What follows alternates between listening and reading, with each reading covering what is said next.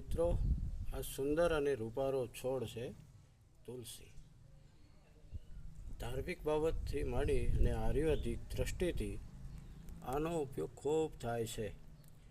દરેક ઘરે તુલસી વાવવામાં આવે છે અને એના પાના ઔષધિમાં ખૂબ ઉપયોગમાં આવે છે. પાના ચાવીને અથવા એનો ઉકાળો બનાવીને આપણે એનો ઉપયોગ કરી શકીએ. શરદી, ખાંસી, કફ આમાં તો બહુ અક્ષર છે. મેલેરિયાનો તાવ હોય તો 4 મરીના દાણા અને 5 આવા પાંદડા લઈ અને આપણે સવારે નરણા કોઠે ચાવી જતા 4-5 દિવસમાં એનું રિઝલ્ટ સારું આપણે આવે છે. જો આ એની મંજૂરી છે. એમાં અત્યારે ફૂલ આવેલા છે. જ્યારે સુકાશે ત્યારે એમાં કાળા બી હશે.